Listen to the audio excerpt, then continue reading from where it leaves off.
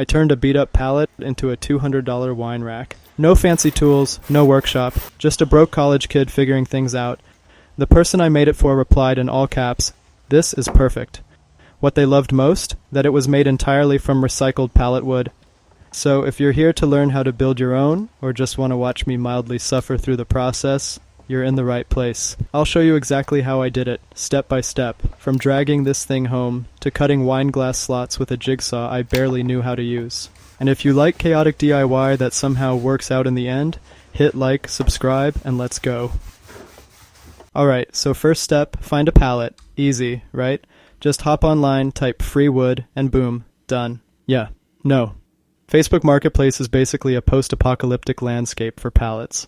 Half of them looked like they were fished out of a swamp. One had mushrooms growing on it. Another was being used as a chicken coop. I spent an hour scrolling through fungus and broken nails, until finally, jackpot. Light-colored, barely beat up, just chilling under a tree like, my shipping days are over. I'm ready to hold wine now. I picked it up the same day, because here's the thing. The people wanted a gray stain, and gray only pops on lighter wood. And this palette was perfect, like chef's kiss perfect. I felt like I saved it from becoming firewood. Kinda poetic, right? Turning a beat-up shipping palette into a fancy wine rack? That's not just a project. That's a comeback story. But of course, finding the palette was the easy part. The real pain started when I tried to take it apart. So here's what I thought would happen.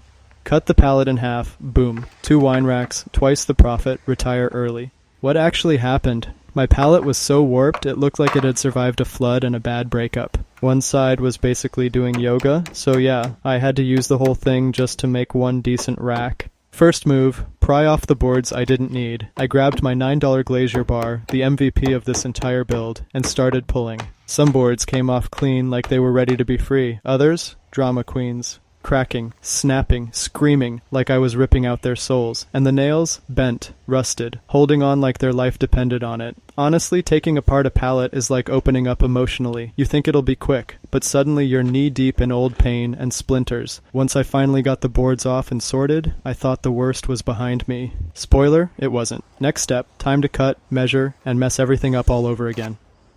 Alright, I survived the demolition stage. Boards were off, hands were sore, confidence, medium. Time to cut. I grabbed my handsaw, which is less of a tool and more of a punishment for skipping arm day, measured the middle, took a deep breath, and started slicing through that thing like I knew what I was doing. The plan?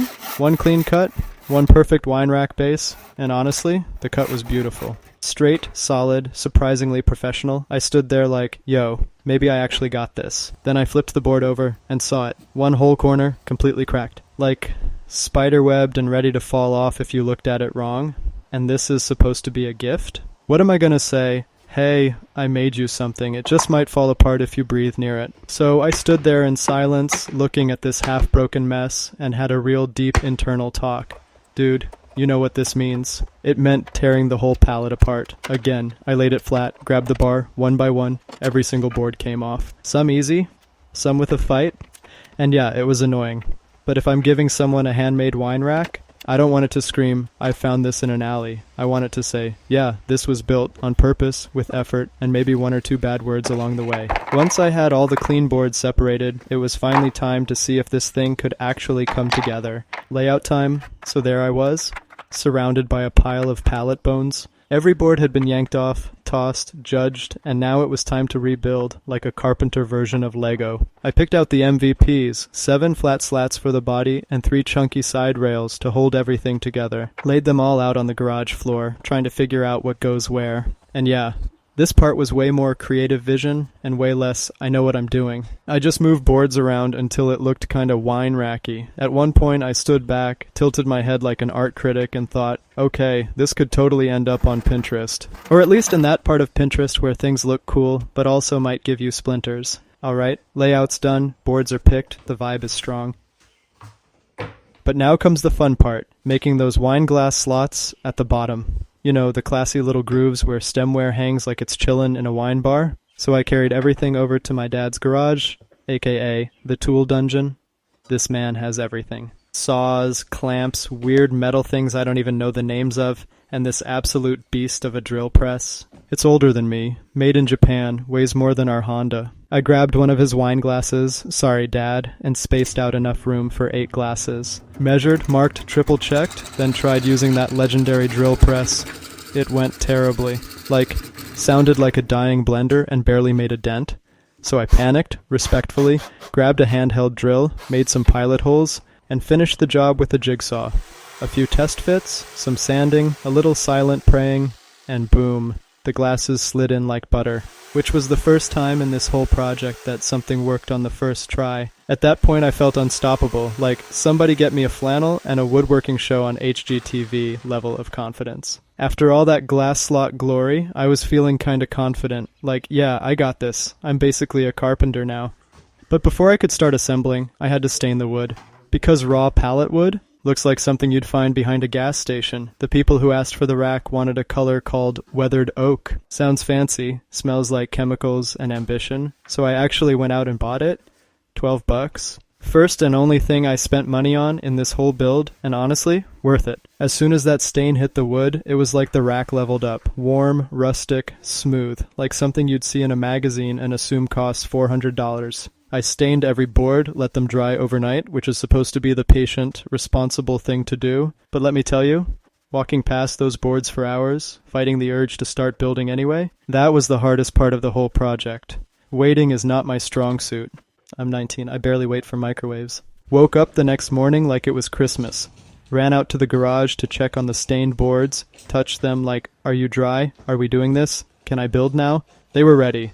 So I lined everything up, grabbed the wood glue, and hit play on my brain's IKEA mode. No instructions, just vibes and questionable measurements. I used a nail gun for most of it, which by the way makes you feel so powerful. Like, nothing boosts your self-esteem like pow pow pow and the board actually staying in place. I even reused some of the original pallet nails for that reclaimed rustic authenticity, which is DIY talk for I'm too lazy to pull out more nails. Took me about an hour to put the whole thing together. I gave it one last proud nod, whispered, please don't fall apart, and left it to dry overnight like a responsible adult. Look at me, staining wood, using glue, letting things dry. I'm practically a homeowner now.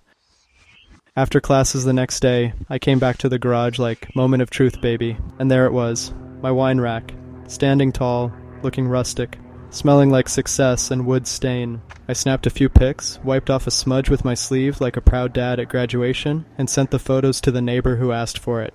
They replied in all caps, this is perfect. What they loved most? That it was 100% made from recycled pallet wood. Like, this thing used to be headed for a bonfire, and now it's holding bottles of Merlot and Cabernet in some cozy cabin kitchen, living its best retired life. They gave me $200 for the build, told me that's around what they'd pay online anyway, but they'd rather help out some broke student who's not afraid to get splinters for rent money. And honestly, I'm proud, not just of how it turned out, but that I made something real. With tools, with my hands, with a pallet I found under a tree.